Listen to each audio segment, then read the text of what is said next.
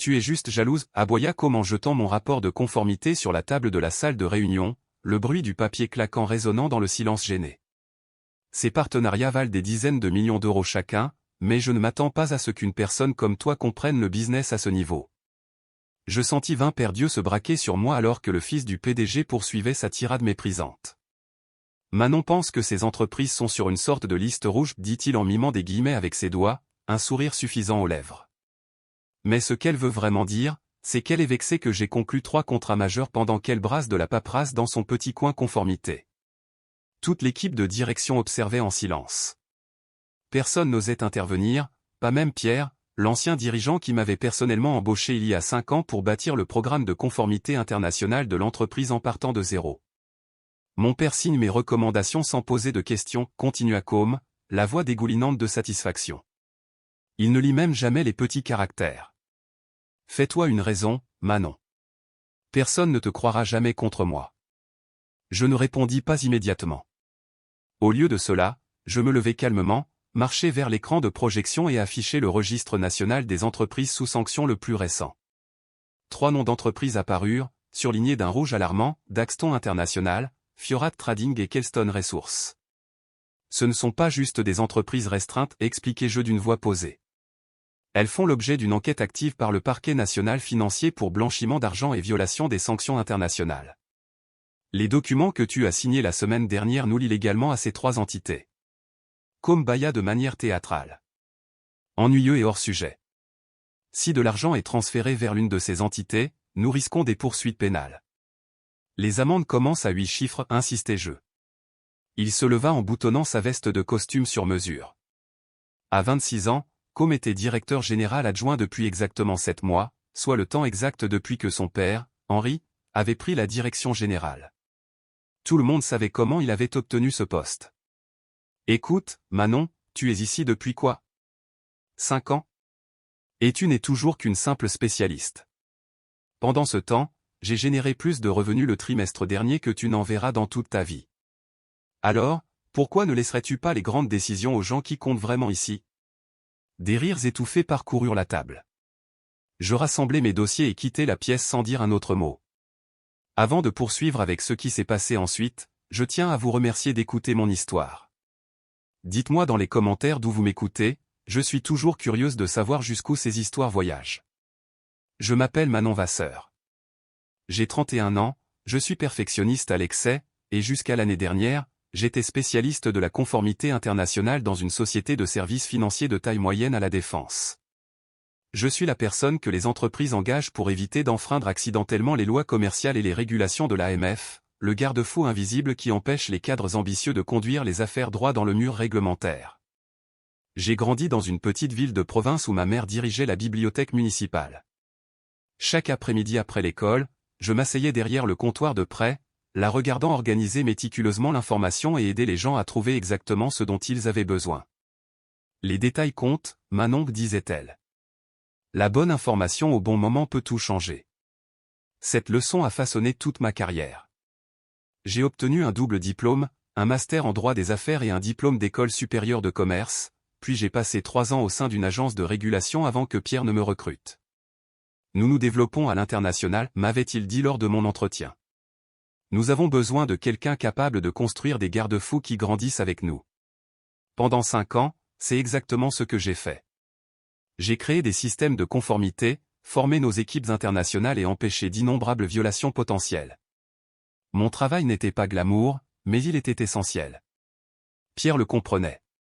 Le conseil d'administration le comprenait. Puis Pierre a pris sa retraite et tout a changé. Le nouveau PDG, Henri Delacroix, a fait entrer son fils, Com, presque immédiatement. Malgré seulement 2 ans d'expérience professionnelle dans l'entreprise de son oncle, Com a été nommé directeur des partenariats internationaux, le mettant effectivement en charge des transactions mêmes que j'étais censé surveiller. Dès le premier jour, Com a clairement fait savoir qu'il considérait la conformité comme un obstacle plutôt que comme une sécurité. Les règles sont pour les gens qui ne savent pas gagner, m'a-t-il dit lors de notre première réunion. Mon père n'est pas arrivé là où il est en étant prudent. Pendant des mois, j'ai regardé comment il contournait les protocoles, précipitait les approbations et m'excluait progressivement des réunions. Les membres expérimentés de l'équipe qui soulevaient des inquiétudes étaient réaffectés ou poussés vers la sortie. Les nouvelles recrues étaient toutes des connaissances personnelles du PDG ou de son fils. J'ai survécu en devenant presque invisible, documentant tout mais ne confrontant rien, jusqu'à il y a 3 jours, lorsque j'ai reçu des documents de partenariat nécessitant ma validation. Les contrats avaient déjà été exécutés avec 3 sociétés que j'ai immédiatement reconnues du registre des sanctions. Com avait réussi à contourner les alertes système que j'avais conçus spécifiquement pour empêcher de tels partenariats. Lorsque j'ai vérifié les journaux numériques, j'ai découvert qu'il avait utilisé les identifiants de connexion de son père pour outrepasser les avertissements. C'est ce qui a conduit à cette réunion désastreuse où Com m'a humilié devant l'équipe de direction. Je suis retourné à mon bureau après la réunion et je suis resté assise à fixer mon ordinateur. 5 ans de travail potentiellement anéantis par les décisions d'un seul homme arrogant. L'exposition juridique était énorme. Ce n'étaient pas des soucis réglementaires mineurs. C'étaient des entreprises activement sous enquête pour activité criminelle. J'ai ouvert l'agenda d'Henri. Il était en déplacement à Dubaï jusqu'à jeudi. D'ici là, les paiements initiaux auraient été traités. Les preuves seraient plus difficiles à tracer. Le mal serait fait. J'ai considéré mes options. Je pouvais envoyer un email à Henri directement. Mais Com avait raison sur une chose, la loyauté du sang était profonde. Le PDG retarderait probablement toute action jusqu'à son retour, donnant à son fils le temps de brouiller les pistes ou de rejeter la faute. Je pouvais aller voir le conseil d'administration, mais Henri avait nommé la plupart d'entre eux, il s'en remettrait à lui par courtoisie, créant encore de dangereux délais. Ou je pouvais aller directement voir les autorités de régulation. L'entreprise avait une politique de protection des lanceurs d'alerte, la loi Sapin 2, qui protégeait théoriquement les employés signalant des violations, mais j'avais vu comment les lanceurs d'alerte étaient traités en pratique. Ils étaient légalement protégés, mais professionnellement détruits. J'envisageais encore mes options lorsque Com est apparu dans l'embrasure de ma porte. « Écoute, je sais que tu es contrarié, dit-il, son ton soudainement conciliant. Mais cela va se faire avec ou sans ton approbation. Ces contrats sont trop importants. Assez importants pour risquer des accusations criminelles, demandai-je. Ne sois pas dramatique. Les partenaires de golf de mon père incluent 2 anciens commissaires de l'autorité des marchés. Si des problèmes surviennent, ils seront réglés discrètement. J'avais la nausée. Ce n'est pas comme ça que ça marche. C'est exactement comme ça que ça marche à ce niveau, rétorqua-t-il en se penchant vers moi. Voici ce qui va se passer. Tu vas valider ces partenariats avant la fin de la journée. En retour, je t'inclurai dans la structure de bonus pour les 3 contrats. On parle potentiellement de plusieurs centaines de milliers d'euros sur les 2 prochaines années. Tu me demandes d'approuver sciemment des transactions illégales, dis-je froidement. Je t'offre l'opportunité d'être intelligente au lieu d'être rigide, répondit-il en vérifiant sa montre de luxe. J'ai un déjeuner.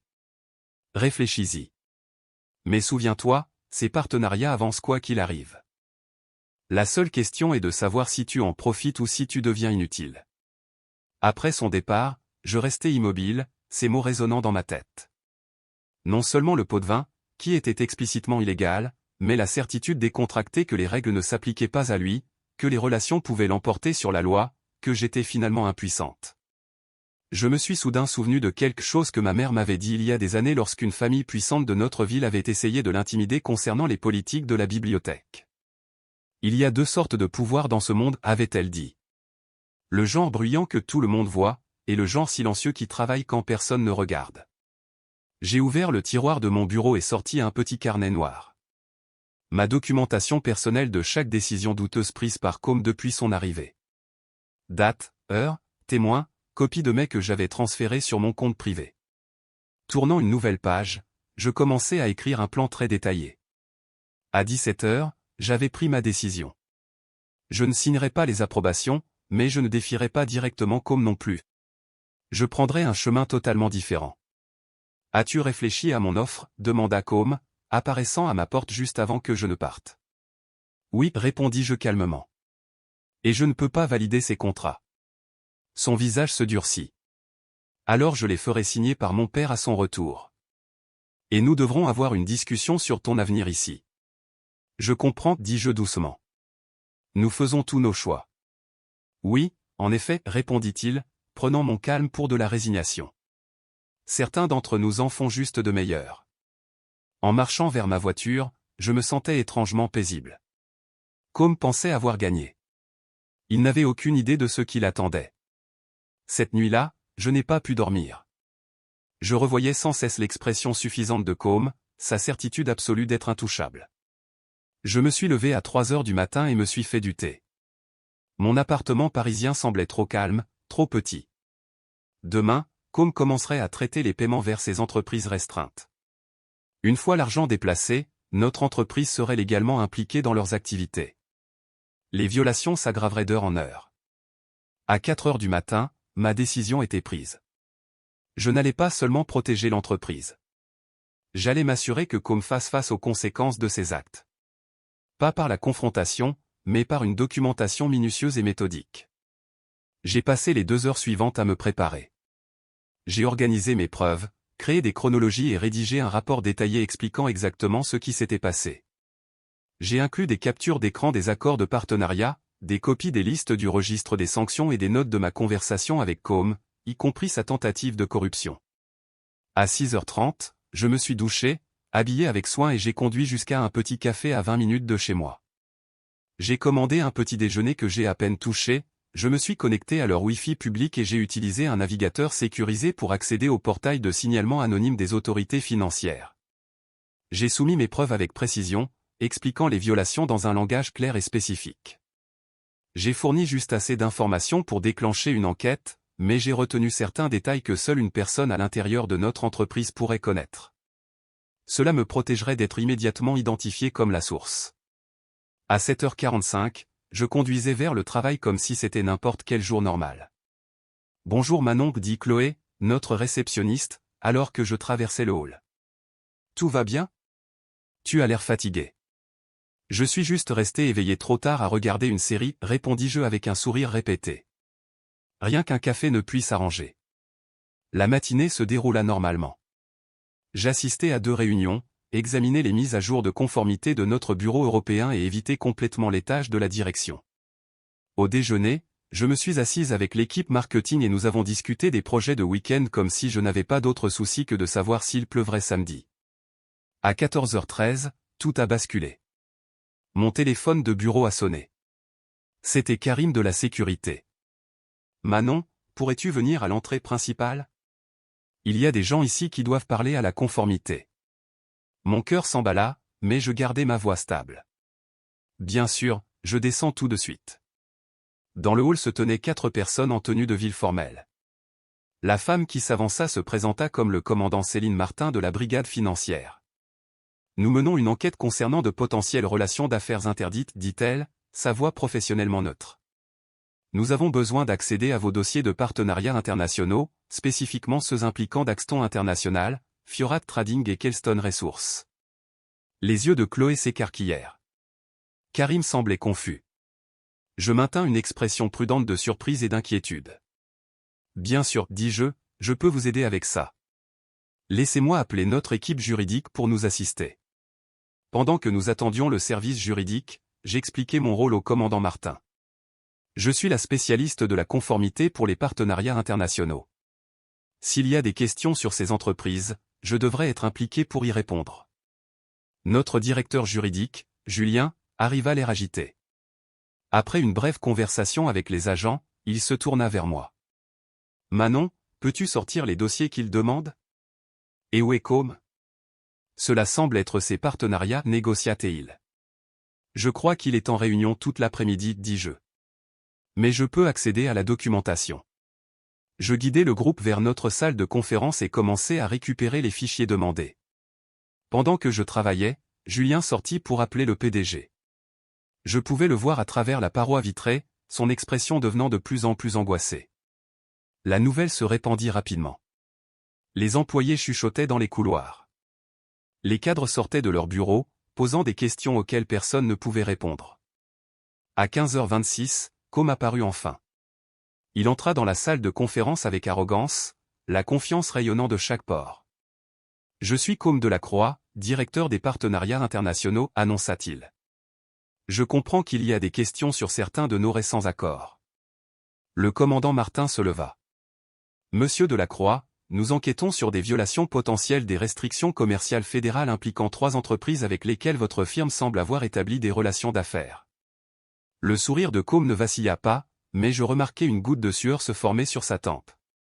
Il doit y avoir un malentendu, dit-il avec onctuosité. Nous avons des processus de conformité rigoureux. Oui, nous en avons, interjecté-je doucement. C'est pourquoi j'ai signalé ces partenariats hier lors de notre revue exécutive. La tête de Combe se tourna brusquement vers moi, ses yeux se plissant. Le commandant Martin nous regarda tour à tour. Vous avez soulevé des inquiétudes concernant ces partenariats, mademoiselle Vasseur? Je l'ai fait, confirmai-je. Ces entreprises figurent sur le registre des sanctions. J'ai présenté cette information lors de la réunion d'hier. Et quel a été le résultat de cette discussion, demanda-t-elle. Avant que je puisse répondre, Combe coupa la parole. Nous étions encore en train d'évaluer la situation. Aucune détermination finale n'avait été prise. Ce n'est pas exact, dis-je calmement. Tu as rejeté les inquiétudes et déclaré que les partenariats se poursuivraient quoi qu'il arrive. Julien avait l'air horrifié. Le visage de Combe vira au rouge foncé. Commandant Martin, continuai-je, j'ai de la documentation montrant le statut restreint de ces entreprises. J'ai aussi des copies de l'accord de partenariat signé la semaine dernière par Monsieur Delacroix. Tu dépasses les bornes, Manon, siffla Combe. Je fais mon travail, répondis-je, soutenant son regard fermement, comme j'avais essayé de le faire hier. L'enquête se poursuivit tout l'après-midi. Les agents interrogèrent le personnel, collectèrent des documents et sécurisèrent les enregistrements électroniques. Je répondis à chaque question honnêtement, fournissant des preuves à la fois des violations et de mes tentatives pour les empêcher. À 18 h, mon téléphone sonna. C'était Henri Delacroix appelant de Dubaï. « Qu'est-ce qui se passe, bon sang » exigea-t-il, la voix brute de colère. « Je reçois des appels concernant des agents fédéraux dans nos bureaux. Il y a une enquête sur des partenariats avec des entreprises sous sanction, expliquai-je. La brigade financière est arrivée cet après-midi. Comment ont-ils pu être au courant de ces contrats, demanda-t-il. Je ne peux pas le dire avec certitude, répondis-je prudemment. Mais quelqu'un a dû signaler les violations. C'était vous, demanda-t-il directement. Monsieur, j'ai soulevé des inquiétudes par les voies appropriées d'abord. J'ai porté cela directement à l'attention de Combe hier en présence de toute l'équipe de direction. Le silence s'étira au bout du fil. Et qu'est-ce que mon fils a dit, demanda finalement Henri, sa voix maintenant mortellement calme. Je répétai les mots exacts de Combe lors de la réunion, y compris son commentaire sur le fait qu'Henri signait tout sans lire. Un autre long silence. Je prends le prochain vol, dit-il. D'ici là, coopération totale avec l'enquête. Et Manon, ne quittez pas le bâtiment. Je veux un rapport complet dès mon arrivée. Pendant les 8 heures suivantes, l'enquête continua. La plupart des employés furent renvoyés chez eux, mais le personnel clé resta. Les agents établirent un centre de commandement temporaire dans notre plus grande salle de conférence où ils examinèrent la documentation des partenariats, les dossiers financiers et les historiques de communication. Combe alternait entre une confiance fanfaronne et des appels téléphoniques chuchotés depuis des bureaux vides. Chaque fois que nous nous croisions dans le couloir, son regard noir s'intensifiait. À 22h37, le commandant Martin demanda à me parler en privé. Mademoiselle Vasseur, nous avons examiné vos dossiers de conformité. Ils sont impressionnants de minutie. Merci, dis-je. Je prends mes responsabilités au sérieux. C'est évident. Elle m'étudia attentivement. Sur la base de notre enquête, il semble que vous soyez la seule personne qui a tenté d'empêcher ces violations. Je restai silencieuse, attendant. Nous explorons la possibilité de pénalités réduites pour l'entreprise étant donné votre opposition documentée à ces contrats, mais nous aurons besoin de votre coopération continue. Bien sûr, répondis-je. Il y a autre chose, ajouta-t-elle. Les partenariats eux-mêmes sont problématiques, mais nous avons découvert des preuves de violations supplémentaires, accès non autorisé à des systèmes sécurisés, approbation falsifiée, tentative de corruption. Mon souffle se coupa. Elle avait tout trouvé. J'aurais besoin de votre déclaration formelle sur ces questions, dit-elle, particulièrement concernant toute offre faite par Monsieur Delacroix. J'hochai lentement la tête. Je fournirai toutes les informations dont vous avez besoin. À minuit, l'enquête initiale se conclut. Les agents partirent avec des douzaines de dossiers et d'enregistrements numériques, laissant derrière eux un personnel squelettique sous le choc et un Combe ébranlé, qui était maintenant assis seul dans le bureau de son père, passant appel sur appel à des avocats. Je rassemblais mes affaires, me préparant à rentrer enfin chez moi. Alors que je passais devant le bureau du PDG, comme en sortie, bloquant mon chemin, « C'est toi qui as fait ça » chuchota Théil, la voix tremblante de fureur. « D'une manière ou d'une autre, c'est toi. » Je soutins son regard sans ciller. « C'est toi qui as fait ça, comme. Je ne t'ai juste pas arrêté. Quand mon père reviendra. » « Ton père m'a appelé directement, » l'interrompis-je. « Il sait tout, y compris ce que tu as dit sur lui lors de la réunion d'hier. » Toute couleur quitta son visage. « Mon père me protégera, » insista-t-il. Mais sa voix avait perdu sa certitude. « Peut-être, reconnus-je.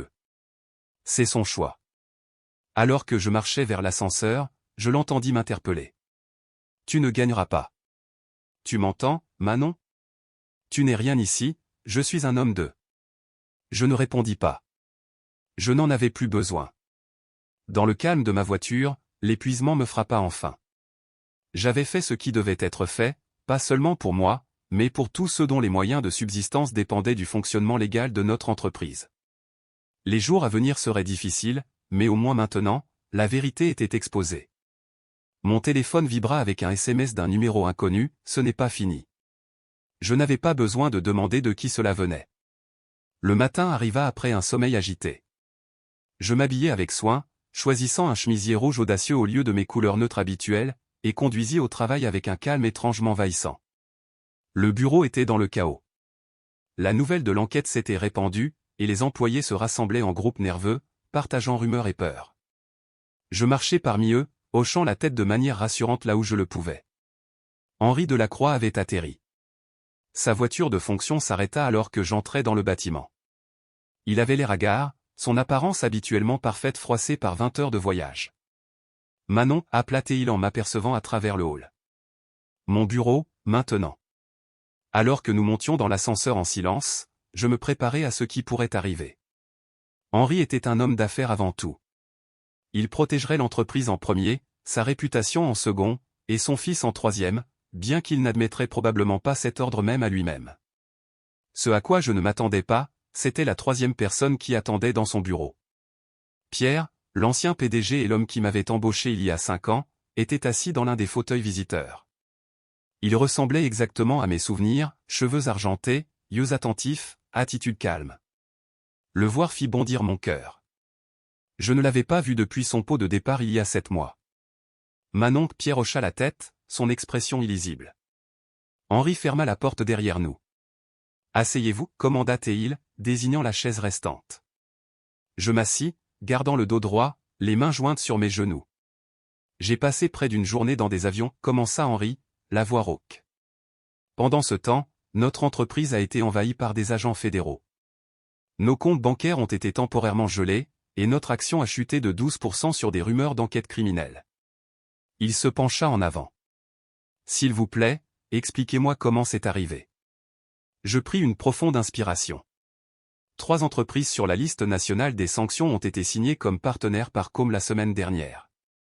Lorsque j'ai découvert cela et présenté les preuves lors de la réunion de direction, il a rejeté les préoccupations et suggéré que les partenariats continueraient malgré tout. « Et vous êtes allé voir les autorités » déclara Henri platement. « J'ai suivi les procédures de signalement appropriées pour les violations graves. »« Vous auriez dû venir me voir d'abord » claqua Théil. « Vous étiez à Dubaï » soulignai-je. Le temps que vous reveniez, des millions auraient été transférés à ces entreprises. Les violations auraient été considérablement pires. Elle a raison, Henri, intervint doucement Pierre. Une fois l'argent transféré sur ses comptes, l'entreprise serait passée d'une violation administrative à une potentielle conspiration criminelle. Henri lui lança un regard irrité. Je ne t'ai pas demandé de rejoindre cette réunion pour la défendre. Non, convint Pierre doucement. Tu m'as demandé de venir parce que le conseil m'a appelé à 3 heures du matin pour savoir si je savais quelque chose sur ce gâchis. Il se pencha en avant. Ils sont inquiets, Henri. Très inquiets. Henri se frotta les tempes. L'agence a indiqué qu'il pourrait réduire les pénalités en raison de l'opposition documentée de Manon à ses contrats, mais nous faisons toujours face à des amendes significatives. Mieux que des accusations criminelles, nota Pierre. Henri reporta son attention sur moi. Il y a aussi la question de savoir comment les autorités savaient exactement quoi chercher. Le timing suggère que quelqu'un a fourni des informations très spécifiques. Je soutins son regard fermement. L'entreprise a une obligation légale de suivre les restrictions commerciales. Lorsque ces restrictions sont violées, il y a des conséquences. Nous avez-vous dénoncé ? Demanda-t-il directement. Je considérai ma réponse avec soin. J'ai fait ce qui était nécessaire pour protéger l'entreprise de conséquences bien plus graves. Si vous examinez ma documentation, vous verrez que j'ai tenté de régler cela en interne d'abord. La mâchoire d'Henri se serra. Avant qu'il ne puisse répondre, son assistante frappa et entra. Monsieur, le conseil d'administration a convoqué une réunion d'urgence. Il demande votre présence immédiate. Celle de Monsieur Pierre aussi. Elle hésita. Et Mademoiselle Vasseur. Henri sembla surpris. Ils veulent Manon ? Oui, monsieur. Spécifiquement.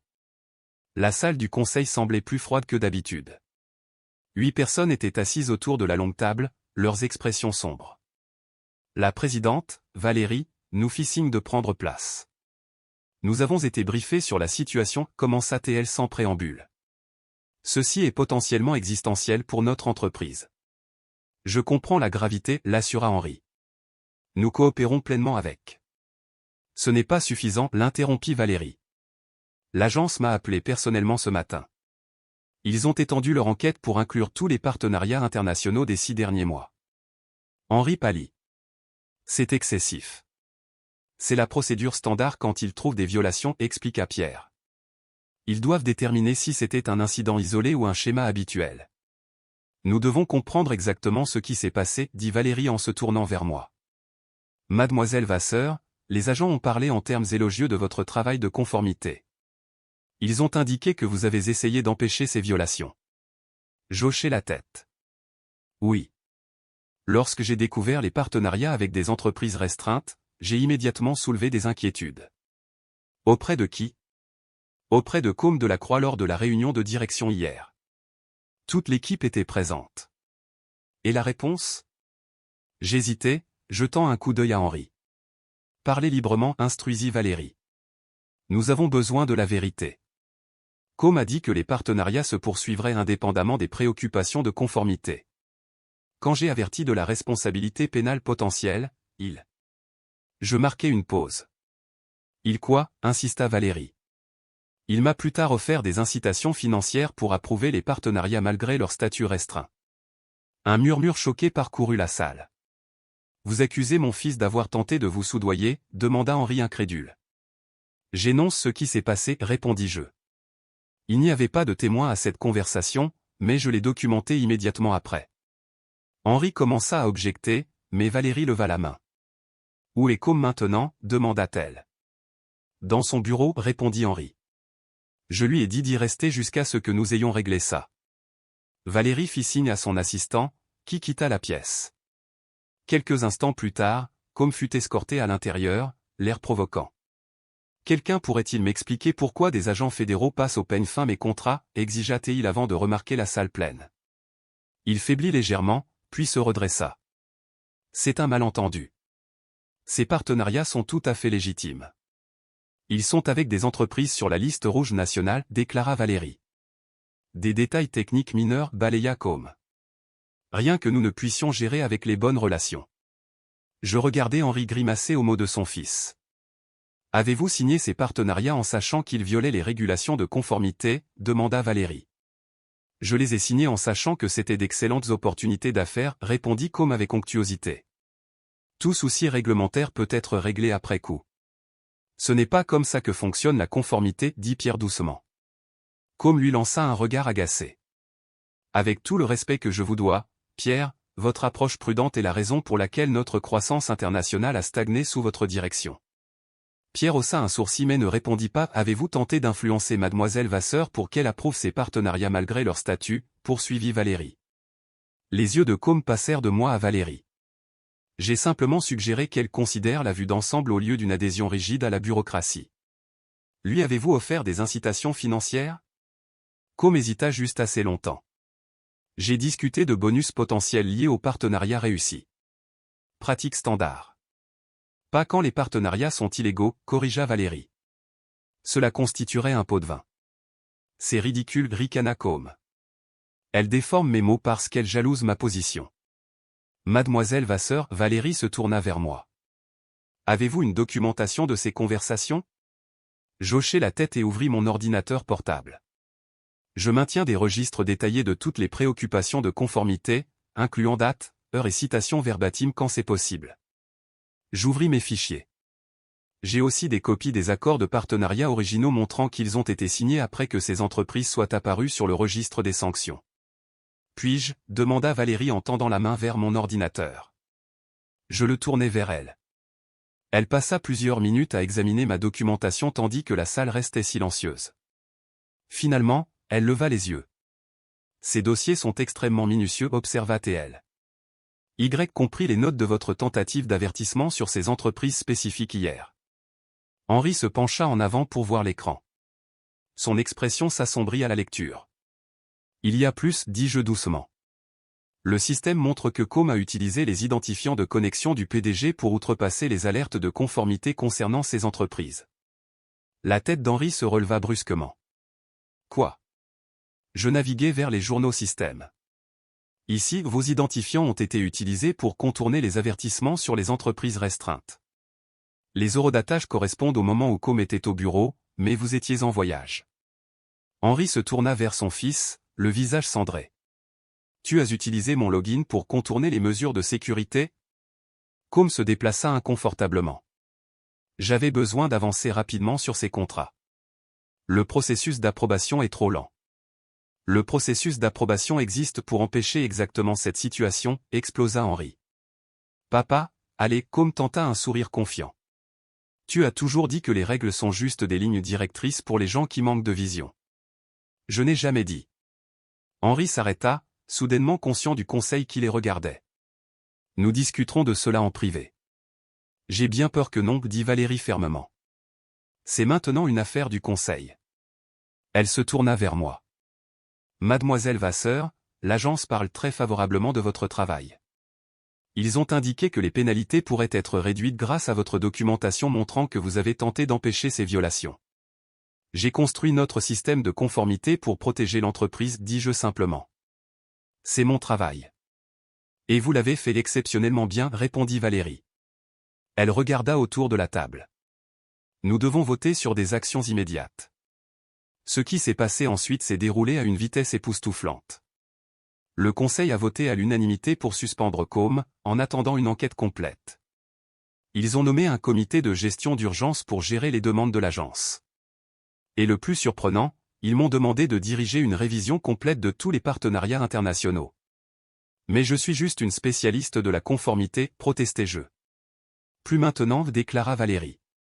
À effet immédiat, vous êtes notre nouvelle directrice de la conformité et de l'éthique internationale, rapportant directement au Conseil. Le visage de Com se tordit de rage. C'est insensé. Elle m'a délibérément saboté. Tu t'es saboté toi-même, répondit Pierre calmement. Manon l'a simplement documenté. Henri resta assis, abasourdi, alors que son fils était escorté hors de la salle. Lorsque le Conseil a levé la séance 2 heures plus tard, il resta sur sa chaise, fixant le vide. Pour ce que ça vaut, dis-je doucement en rassemblant mes affaires, j'ai essayé de le prévenir. Henri hocha lentement la tête. Je sais. J'ai lu vos notes. Il leva les yeux, son expression hantée. Il a vraiment dit que je signais des choses sans les lire? Oui. Et il a essayé de vous soudoyer? Oui.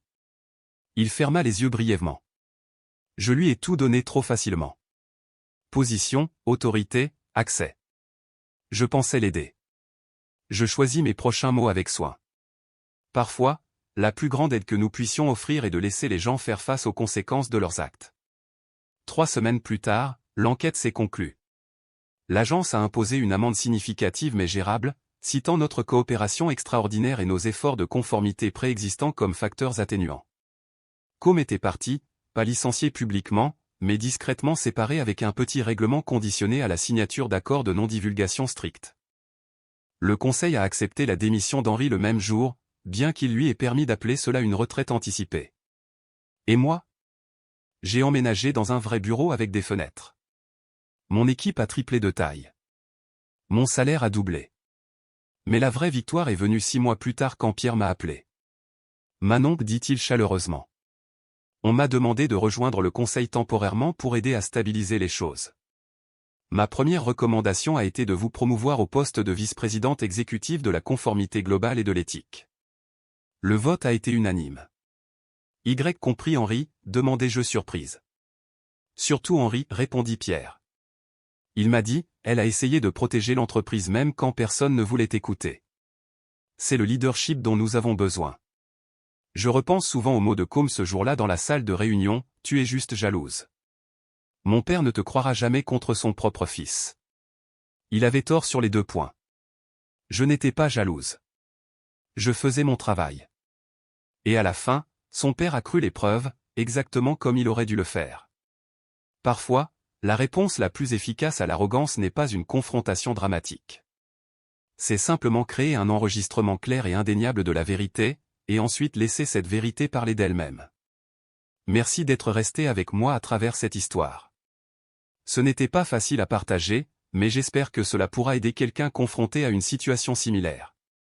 Si vous avez trouvé de la valeur dans cette expérience, laissez un j'aime et abonnez-vous pour plus d'histoires sur la navigation dans des situations professionnelles difficiles. Et j'aimerais savoir dans les commentaires si vous avez déjà dû tenir bon quand personne d'autre ne voulait écouter. Rappelez-vous, parfois une